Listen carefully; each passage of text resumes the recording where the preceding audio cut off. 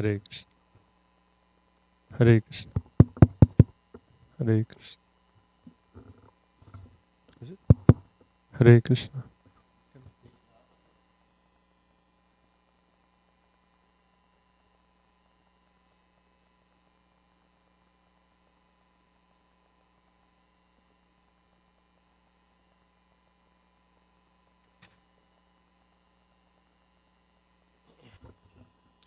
Hare Krishna.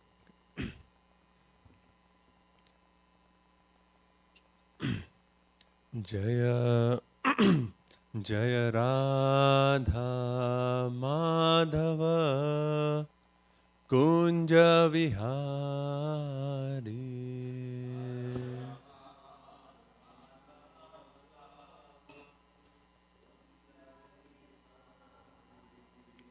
Jaya Radha Madhava Kunja Vihari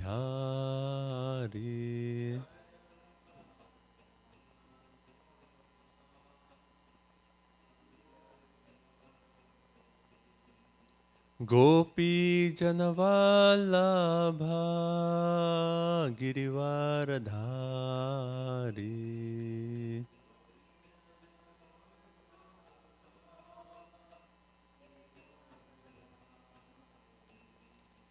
Gopi Janavallabha Girivaradhari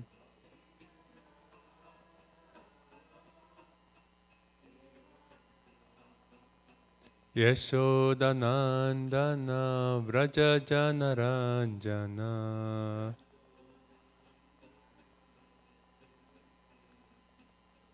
Yashodanandana Vraja Janaranjana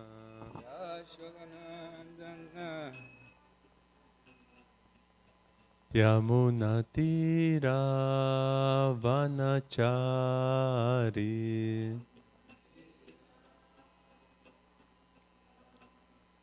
Yamunatira Vanachari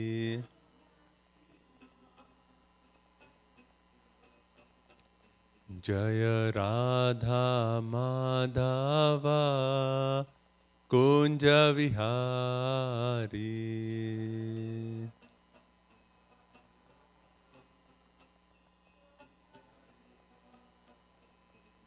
Hare Krishna Hare Krishna Krishna Krishna Hare Hare Hare Rama Hare Rama Rama Rama Hare Hare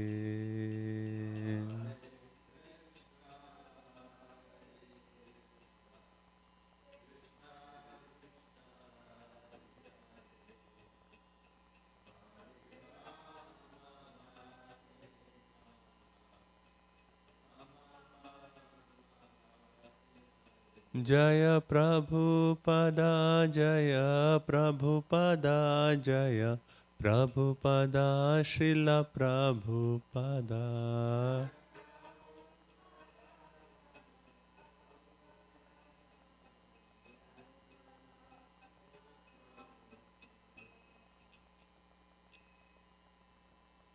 Grantha Srimad Bhagavatam ki jai Srila Prabhupada ki jai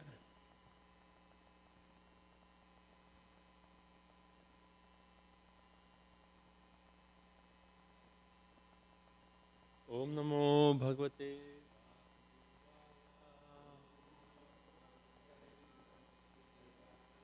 Om Namo Bhagavate Vasudevaya Om Namo Bhagavate Vasudevaya Narayana Namaskrityam Naranchaiva Narottamam Devim Saraswatim Vyasam Tato Jayamudire. Reading from Srimad Bhagavatam, Canto 10, Chapter 41, Text 28.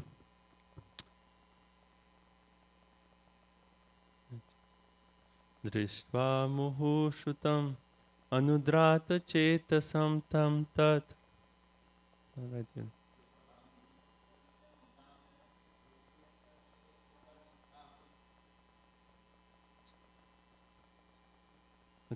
दृष्ट्वा मुहुषुतम् अनुद्रतचेतसस्तम्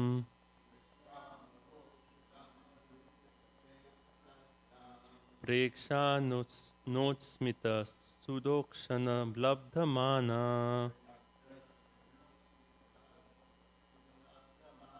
आनन्दमूर्तिम् उपगूह्य दृशात्मलब्धम् ह्रियास्त्वचो जहुरनन्तम् अरिन्दमाधिम् दृष्ट्वा मुहुषुतम् अनुद्रतचेतसस्तं तत् प्रेक्षानोत्स्मित सुदक्षणलब्धमाना आनन्दमूर्तिम् उपगूह्य दृशात्मलब्धम् ह्रिष्यात्वचो जनुरनन्तम् अरिन्दमादिम् दृष्ट्वा मुहुषुतम् अनुद्रतचेतसस्तं तत् प्रेक्षानोत्स्मितसुदक्षणलब्धमाना आनन्दमूर्तिम् उपगूह्य दृशात्मलब्धम् ह्रीशात्वचो जनुरनन्तम् अरिन्दमादिम्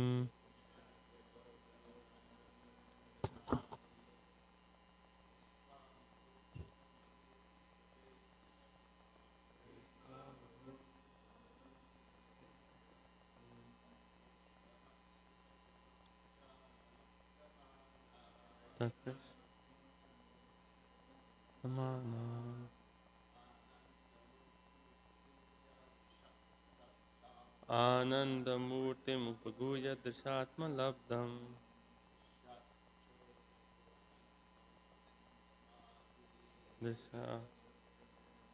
आनन्दमादिम्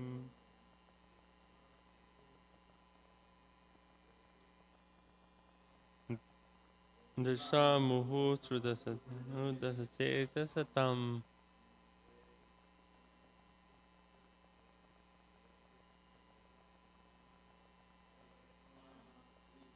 सूक्ष्मलब्धमाना आनन्दमूर्तिम् उपगूह्य दृशात्मलब्धम्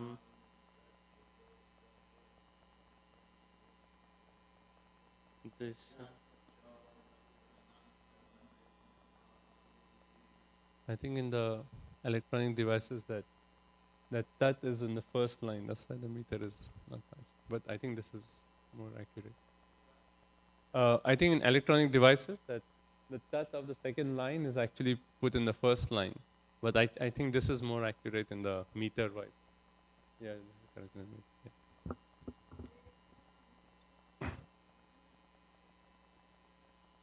दृष्ट्वा मुहुश्रुतम् अनुद्रतचेतसस्तम् तत्प्रेक्षणोत्स्मितसुदक्षणलब्धमाना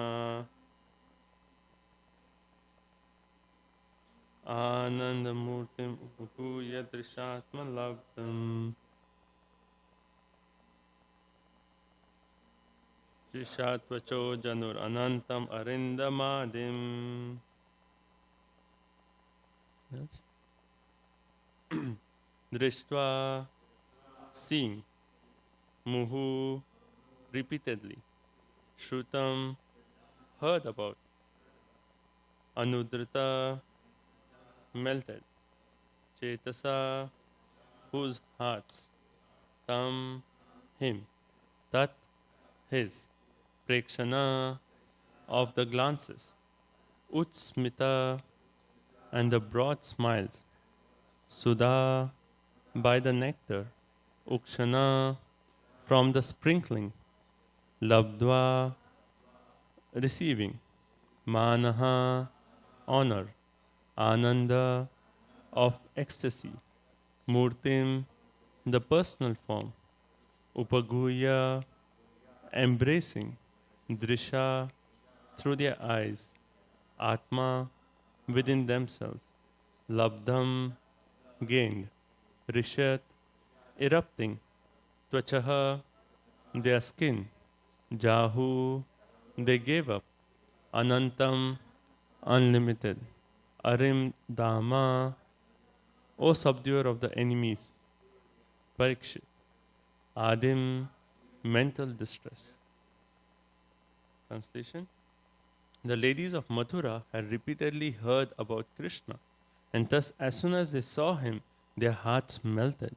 They felt honored that he was sprinkling upon them the nectar of his glances and broad smiles. Taking him into their hearts through their eyes, they embraced him, the embodiment of all ecstasy. And as their bodily hairs stood on end, O subduer of enemies, they forgot the unlimited distress caused by his absence. Repeat. The ladies of Mathura had repeatedly heard about Krishna, and thus, as soon as they saw him, their hearts melted. They felt honored that he was sprinkling upon them the nectar of his glances and broad smiles, taking him into their hearts through their eyes. They embraced him, the embodiment of all ecstasy. And as their bodily hairs do not end, O subduer of enemies, they forgot the unlimited distress caused by his absence. So Chakravarti Pad is giving the explanation. Krishna Chakravarti Thakur. Their hearts melted on looking at Krishna. They developed great interest in Krishna because of the sprinkling of nectar in the form of his sweet smiles and glances. They embraced the embodiment of bliss, Ananda Murti, who they had obtained in their minds through the glancing from just one of their eyes. By this, they removed their unlimited sorrow generated from the absence of Krishna. Jiva Goswami. Their minds quickly pursued him, or their minds melted with prema from him, Anudrita, first by hearing about him and then by seeing him. This was the cause of embracing him with their eyes. They felt honored by the sprinkling of nectar of his attractive smiles, Utsmita, and glances, or of his smiles arising from his glances. Thus, they gave up unlimited distress because they embraced the form of condensed bliss, having attained him in their minds, Atma Labdham, by means of their eyes. If their eyes were filled with tears or they closed them from shyness or fainting, they were still able to embrace him directly and constantly, since he appeared in their minds as a spurti. The symptoms of the embraces were that their hairs stood on end on all parts of their bodies. The obstacles to special rasas related to Krishna are material rasas, such as material conjugal rasa. Lack of proper judgment or such a material view may be called an enemy. O destroyer of obstacles or enemies, Arindama, their ras, their ras has been described for you, who has destroyed all obstacles to rasa. I would not describe this to you if it were otherwise. Om Agyanati Mirandasya Chakshurunmilitam Yena Tasmai Shri Guruve Namaha Shri Chaitanya Manobhishtam Stapitam Yena Bhutale Swayam Rupa Kadamayam Dadati Swapadantikam Vandeham Shri Guru Shri Yuta Padakamalam Shri Gurun Vaishnavamscha Shri Rupam Sagrajatam Sahagana Raghunatam Vitam Tam Sajivam Sadvaitam Savadutam Parijana Sahitam Krishna Chaitanya Devam Shri Radha Krishna Padan Sagana Lalita Shri Vishakhan Vitamsya He Krishna Karuna Sindhu Dinabandhu Jagatpate Gopesha Gopika Kanta Radha Kanta Namostute Tapta Kanchana Gaurangi Radhe Vrindavaneshwari Vrishabhanu Sute Devi Pranamami Hari Priye Vancha kalpa tarubhyasya kripa sindhubhya evacha patitanam pavanebhyo vaishnavebhyo namo namah. Jai Shri Krishna Chaitanya Prabhu Nityananda Shri Advaita Gadadhara Shivasadi Gaura Bhakta Vrinda. Hare Krishna Krishna Krishna Hare Hare, Hare Rama Rama Rama Hare Hare. Namah Vishnupadaya Krishna Prishtaya Bhutale Srimate Bhakti Vedanta Swami Ti Namine. Namaste Saraswati Deve Gauravani Pracharine Nirvishesha Shunyavadi Paschatate Shatarini. Hare Krishna. I offer my obeisances to Maharaj and all the assembled devotees. You kindly bless me that we can discuss this verse. So, so this chapter titled Krishna and Balaram enter Mathura, and in the previous few verses we have been reading that how these women of Mathura, when they heard that Krishna and Balaram have come, they actually hurriedly assemble, and then as we read, they came in different groups, either going onto rooftops or they came to actually see Krishna and Balaram, and then their eagerness to see Krishna and Balaram have been described. That how they some of them put their clothes and ornaments on backwards, and we read the same thing with the gopis in the 31st chapter, right? 30th chapter. Backwards, they forgot their earrings, they forgot their, if their mothers feeding their child, they forgot them, and they just gave everything and just came to see Krishna. And in this verse, we are actually reading, so we'll just go to the Sanskrit step by step. So it starts off by saying, Drishtva muhu shrutam. So that word muhu.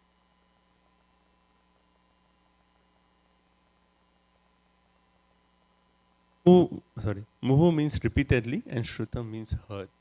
So because they repeatedly heard about Krishna, right? That the point that Bhagavatam makes is the process of devotional service works by repeatedly hearing. Like even Kapila Muni to Devotee in the 3rd canto, he actually makes a point that one has to hear for a long time, one has to hear again and again. And Krishna's Kaviraj Goswami in Chaitanya Charitamrita, he makes a point. When this is like Madhya Lila in the first few chapters, he actually makes this point that, this Chaitanya Charitamrita is filled with so many Sanskrit shlokas, and maybe the readers may not be able to understand the depths of the Chaitanya Charitamrita. But he makes a point, if you read again and again and again, then you will be able to dive deep into the nectar of Chaitanya Mahaprabhu. So we hear about this point of repeatedly hearing, and one can actually see that Bhagavatam starts off with that, like in the 2nd chapter we have Shushushosha Dhanase Vasudeva Katha Ruchi, and then Shrinvatam Swa Katha Krishna Punya Shravana Kirtanam. That our whole process is just by repeatedly hearing. Right? And in the verse that Shrinvatam Swa Katha Krishna Punya Shravana Kirtanam, it says, Hridayanto Abhadrani Vidunoti Surit Satam. It actually says, when one has developed a taste for hearing the words, the glories of the Supreme Personality of Godhead, then Krishna himself in the heart, Paramatma, he actually does the dhunoti. He washes away all the impurities in the core of our heart. Right? And then there's another verse which comes in the 2nd canto. Okay. So,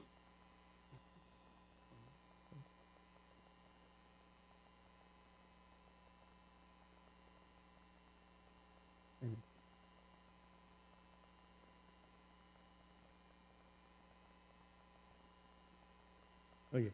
So in the 2nd canto, there's a similar verse which actually says, Pravishta karna randhena swanam bhava saroruram dhunoti shamalam Krishna shalilasya yathasharat. And this verse actually says that the sound incarnation of Krishna, that's basically the Srimad Bhagavatam, when it enters into the heart of the self-realized devotee and sits on the bhava, the lotus flower of the loving relationship, and cleanse the dust of material association, such as lust, anger, and hankering. Thus it acts as an autumnal rains upon the pools of muddy water. 285. Yeah, 285. So 2nd canto, 8th chapter, text 5. So again the same point about dhunoti, but in this verse is actually saying bhava sararuram.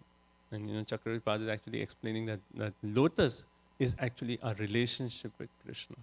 So just by repeatedly hearing, all the anarthas are washed away, and our relationship with Krishna is actually awakened in our heart, right? So when we read about these ladies of Mathura, so they repeatedly heard about Krishna, and the glories of Krishna are such that when one hears about Krishna, uh, it is natural that one falls in love with him. You know, like even in the material world, if there's some famous, I know, like a singer or someone, and someone is really like a big fan of that person, then you may say, "Oh, you have to hear this new album. Once you hear it, you'll fall in love with it." You know, we say that even in the material world, but with Krishna, it is once we hear about Krishna, like in Bhagavad Gita, before he says the Chatushloki in 10.7, he says, "One who hears about my glories, then he'll engage in devotion. So he'll surrender to me." Right? So the glories of Krishna are such that just by hearing about Krishna, one falls in love with Krishna. But then the point is like, we have been hearing, but we don't see, well, at least on me, that love, the love, like here we see the ladies of Mathura, how they just like so much, they heard about Krishna, and now when they are seeing, their hearts are melting. Right? They see the symptom of that repeatedly hearing. Right? And then Bhagavatam in second canto, third chapter also makes the point that when we repeatedly hear about Krishna, if our heart is not melting, if tears are not flowing from our eyes, then certainly we are making some offenses. So it is that only that offenses that are actually blocking us from developing that pure love from Krishna. But gradually as we progress in our bhakti, we are careful about avoiding these offenses. Starting with the 10 offenses. Then when we hear about Krishna, then naturally we'll fall in love with Krishna. And that's the beauty of Bhagavatam, right? Bhagavatam actually, when Vyasadeva was, after Narad Muni gave him the blessing to write about Srimad Bhagavatam in the 7th chapter, first canto, he actually makes a point. He says, Yasyam vai shruya mananam Krishne parama punshe bhakti utpade pumsha shoka moha bhayapa. Just by hearing Bhagavatam, bhakti utpade, bhakti actually arises in the core of our heart. And that is the glory of Srimad Bhagavatam. And if you see how Bhagavatam is actually, the flow goes in Bhagavatam. Like if you just take this section, like if you see in our, like I was thinking about this point, that in our current world, like even if you compare like from 20 years back to now, like if you see like movies or stories or whatever culture, it is more now like there's so much passion that is always like, okay, what next? What next? Let's go ahead. Let's go ahead. Like even if you're reading like these days, like even movies, they're full of like violence and action, and people want that. That's like, okay, this is over. What next? What next? But we see how Bhagavatam is actually very different. Like first of all, it's a completely spiritual creation. But if you see the flow of Bhagavatam, like even if you see the first canto, when the sages Saunak Adi Rishi, they asked Sutta Goswami, "Oh, tell us about Parikshit Maharaj. We want to hear about his activities." Right? They asked that in the 4th chapter. They asked, "Okay, tell us about Parikshit Maharaj." But they also asked about how Vyasa got the inspiration to compile Bhagavatam. So there's 3 chapters on that. And then after that, he talks about Ashwatthama, and then he talks about how Krishna actually, Bhishma Dev's instructions, Queen Kunti, all those chapters. And then he talks about how Krishna leaves, to Dwarka. And then there's an entire chapter which is just on how the ladies of Hastinapur, they went to the rooftops and they were appreciating Krishna. And then the next chapter is how when Krishna entered Dwarka, how the residents of Dwarka welcome him. Entire chapter on that. And if you're seeing the storyline, that they asked about Parikshit, they asked about 4th chapter, then again they say, okay, please tell us about Parikshit. And if you see the storyline, it is like very gradual, taking time to go into all the subtle details of the relationship between a devotee and Krishna, that exchange between a devotee and Krishna. And that is the real ras that Bhagavatam is actually giving. That's why Bhagavatam actually says, Rasam Alayam. This is the abode of all ras. And that ras is actually there in the exchange between a devotee and Krishna. That exchange is a real ras. That is what Bhagavatam is actually repeatedly focusing. Like, and I was thinking like now, why is that the society is more towards like, okay, get this done. What's the storyline? What happened here? What happened here? It's just the modes of passion are just increasing more and more and more. But Bhagavatam, just by studying Bhagavatam, we develop an appreciation for these finer details, going more towards the mode of goodness and then going beyond, where the bhakti is actually generated in our heart. So here we actually see, so one may say in the story that, okay, Krishna came to kill Mathura. Let's skip all this portion. Let's come to the exciting portion of Krishna killing Mathura. But that's not the focus of Bhagavatam. Bhagavatam is all about this exchange. And in this verse, we are reading about the exchange of the ladies of Mathura with Krishna. Right? So that was the first point of Bhagavatam, how repeatedly hearing, it actually does this magic in the core of our heart, where anarthas are washed away, and it helps us develop a taste for these finer exchanges between a devotee and Krishna. And Rupa Goswami is known as Rasa Acharya. He is the Acharya who studied all this and given nectar of devotion, just so that we can actually dive deep into the exchanges between the devotee and Krishna. Right? Okay, now let's see the exchange. So that was the first point about Muhu Shrutam, repeatedly hearing. And because they are repeatedly heard, and then their hearts are now melted, right, just by seeing him. Then it says, then it actually talks of the exchange, that relationship between the devotee and Krishna, right?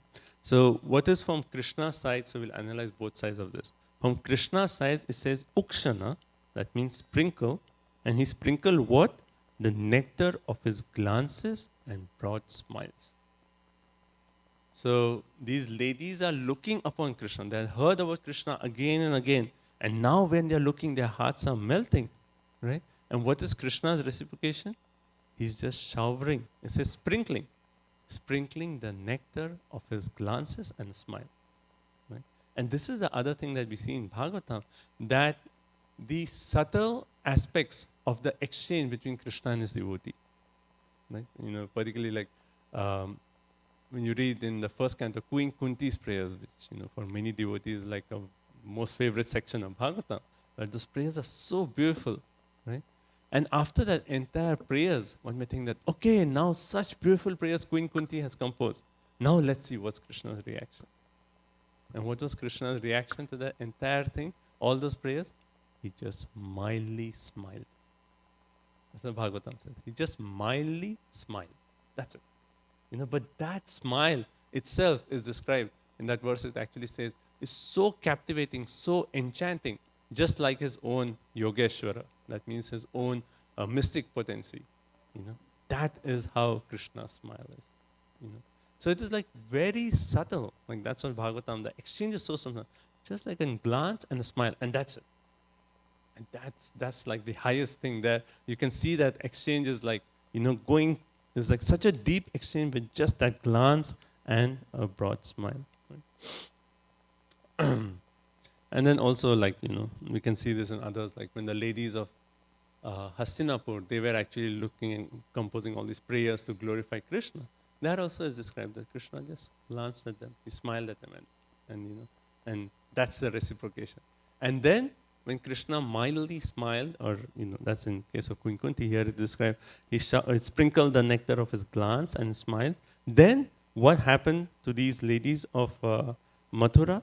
It is described just by that, they actually felt honored. That yes, Krishna is actually reciprocating with each one of us. Manaha, honor, the honor. Oh yes, Krishna is reciprocating. And sure, we have these exchanges, like particularly I was thinking like, these subtle exchanges we can see with, senior devotees, spiritual master, that, a spiritual master may just once, just look at the disciple with a smile, approving of his service or his action. And that one smile will be like a lifelong, memory. And that one smile is something that will like, keep us going in a spiritual life, or, keep us going on and on in a spiritual life. Like, I remember Indra Prabhu, that I was reading this recently, that, he described that when he was in New York and he was doing this kirtans, and once he was doing the kirtan and Prabhupada came, and he just looked at Indra Prabhu. Prabhupada looked at Indra Prabhu, and he said, Jai, with his kirtan. And Indra Prabhu said, just that one Jai, that means, yes, I'm doing something nice. And that was an inspiration to go ahead and lead the 24-hour kirtan, or restart the whole 24-hour kirtan. He said that just that one interaction, and that's it. And here we see Krishna, just that one smile. one sprinkle, right? Just a sprinkle of that glance and smile. You know? And then these ladies, they felt honored. And then what happened? So what is from the ladies' side? They said they were honored. And then they took the form of the Lord. And the form of the Lord is described as Ananda Murti. Ananda Murti means embodiment of bliss. So Krishna, we say he is Akila Rasamrita Murti. He is the embodiment of all the rasas together. Akila Rasamrita Murti. That's Krishna. So that ras is actually a real nectar of life. And here Krishna is actually said as Ananda Murti. Right? Ananda Murti. That embodiment of bliss. Right? So they are actually taking him into the hearts through their eyes. They embraced him, the embodiment of all ecstasy. So we see the point, like, even as sadhakas, that when we are hearing about Krishna, like, when we hear something about, like I gave the example of a famous, like, some music person, and someone is like, oh, you have to hear his latest album and you'll fall in love with him. In that side, one may actually get some feeling of sentiments. Technically, Chaitanya Charitamrita calls that lust. But some feelings of sentiments. But that is more of a one-way street, Mostly it is one-way street, that you may have that appreciation. Oh, such a great singer, he's so good. And then when he's traveling somewhere, you may go to see him, and among thousands of people, you're looking, oh, that's my favorite singer. But with Krishna, as soon as we start hearing about Krishna, it is a two-way street. Krishna immediately takes interest in his devotee. Oh, he's hearing about me. Let me help him in his spiritual journey. Let me help him clean all the anarthas in the heart. It's a two-way street, right? So here we see, so starting from the initial stage of hearing, that itself Krishna is personally involved in our life, to the perfection that these ladies of Mathura have achieved. There is a two-way reciprocation. So Krishna is smiling and glancing at them, and then they are actually taking the form of that Krishna, that Ananda Murti Krishna, and taking them through the eyes, Drishya is mentioned, through their eyes into the heart, and then they are embracing the Lord in the heart. Right? And by that embrace, it is described, because they are embracing the Lord in the heart, the ecstasy, because that ecstasy is actually coming off in the form of all the hairs on their body, or the skin is actually erupting, the hairs stood on their body, and because of that, their distress of separation, right, is actually goes away. So we read about, again, so subtle is all these exchanges.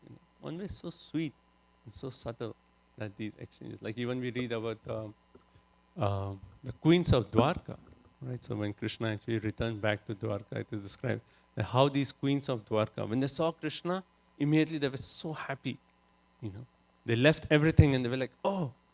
And then because of the shyness, they actually took the form of Krishna, embraced him in their heart, and then they visually embraced him, right? And then still they were not satisfied. Then they sent their sons to embrace Krishna, because they said the son is an expansion of the mother. So through their sons, they embraced Krishna, and still they were not satisfied. And then they were like shedding tears in that ecstasy. So subtle is all these interactions, so sweet, so sweet, that experience of seeing the Lord and then taking him in the core of our heart, embracing him, such a subtle and sweet exchanges, so beautiful. And then, and then the last part is actually Arindama. Arindama means, O subduer of the enemies. So Jiva Goswami is actually explaining why Sukdev Goswami using the word Arindama to refer to Parikshit. Right? He actually says Arindama means a destroyer of the enemies. I think in Bhagavad Gita also this word is, I think in second chapter it comes, I'm not sure. But there's a similar Arindama word is used. So Jiva Goswami is actually saying, he's saying that because Parikshit, you have destroyed all the obstacles to relish this rasa. This exchange, Sukdev Goswami is saying, Parikshit, you have destroyed all the obstacles. And what is that obstacle to relish this rasa? He says it is actually the material rasa, such as the material conjugal rasa. So, so this is the point that, yes, these rasas, they are so sweet. Entire Bhagavatam is all these filled with these exchanges between the devotee and Krishna. But we can relish them completely only when the lust in the core of our heart, which is the enemy to relishing the rasa, is actually washed away. Right? And that lust can be washed away only by appreciating these exchanges between the devotees and Krishna. Like in the section between Pandavas and Krishna, right, when their exchanges are described, it is said, Prabhupada makes a point in Prabhupada, simply by appreciating the exchanges of the pure devotees with Krishna, one can attain perfection. So just by appreciating this, all the lust in the core of our heart is actually being washed away. And hence, when we repeatedly keep hearing, then we develop more and more deeper appreciation for these exchanges. And then from that, maybe like even with all our anarthas, maybe we develop a small desire to actually have that similar exchange with Krishna. When will that day come, right? And that's why, was it Bhaktivinoda Thakur? He says, right? Kabe habe bolo se de namar. Right? That when will that day be mine when I will have a similar exchange? When I see Krishna on the altar, when I see Radha Golokananda, I can actually drink the beauty of Krishna. I can actually take the form of the Lord in the core of my heart, offer obeisances, wash his lotus feet in the core of our heart. That desire, by studying Bhagavatam, by reading these pastimes, at least these drops of desire are actually, formed in the core of our heart. And those impressions, as they keep accumulating, one day they become so strong impression. Oh, Krishna, where are you? That intensity, that eagerness to see Krishna. And that's our secret of success in bhakti, is that eagerness. Like how Rupa Goswami makes this point, that is only one price that you have to give to actually attain bhakti is trata lolyam ekalam moolam, right? Only that greed or eagerness. And how do we develop that eagerness? Repeatedly studying these pastimes again and again. Well, in another purport, Prabhupada says, when we serve Krishna, just by engaging in service to Krishna, continuously we develop that eagerness. And here we see another way is like we just repeatedly keep relishing these pastimes, and then we develop that eagerness. One day, when will I see Krishna? When will I see Krishna? And that is the price one has to pay to really see Krishna. And in that eagerness, what happens? We read the state of these ladies of Mathura, how in that eagerness to see Krishna, when they were coming out to see Krishna, they put their clothes upside down, they left everything, their babies were there, the mothers were breastfeeding their infants, they left the babies, they ran out, right? And we see that eagerness has the power that we can leave everything else, not related to Krishna in this material world, and just run towards Krishna. And we see that with other devotees, like in the Pandavas, like we read, throughout about Yudhishthira Maharaj and his brothers and Draupadi, but finally, when it was time for Pandavas to retire, then it is described, Yudhishthira Maharaj left everything. He did not care for his brothers, did not care for his wife Draupadi. He just put on some rags, gave up his royal attire, put on some rags, and then he just walked towards the north direction, and he was just acting like a madman, like giving up everything of this material world. Now, I'm not saying that one has.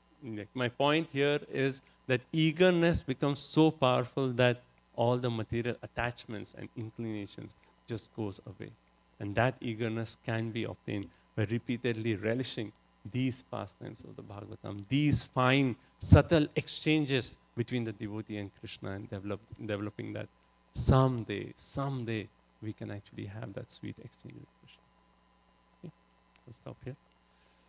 Srimad Bhagavatam ki jai. Hare Krishna, Krishna Krishna, Hare Hare, Hare Ram, Ram Ram, Hare Hare. This one.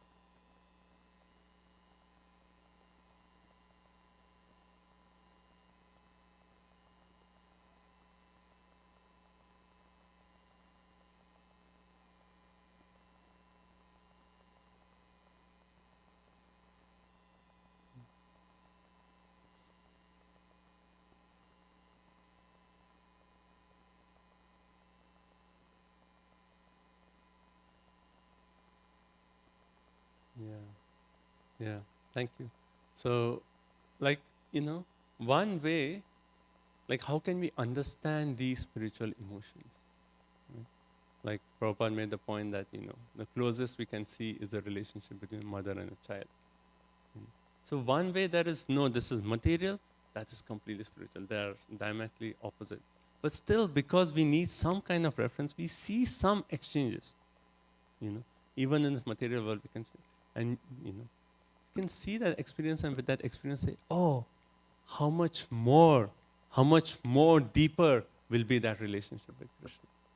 You know, like everyone goes through a phase in their life when they fall in love with someone and they are like intense emotions. You can say how much more deeper is that rasa with Krishna, right? But if we actually equate those rasas with Krishna, one can use as a reference and say, okay, infinitely more will be that relationship with Krishna. But if we equate that material rasa to Krishna, then that is basically sahaja, what Prabhupada says. Right? We are actually equating those two rasas. So lack of proper judgment, right? And that's when we actually are using our past experiences and equating that to our relationship with Krishna. And that's why it's important to study these rasas under a Rasa Acharya, or Rupa Goswami, and coming down in line. And such a material view may be called an enemy.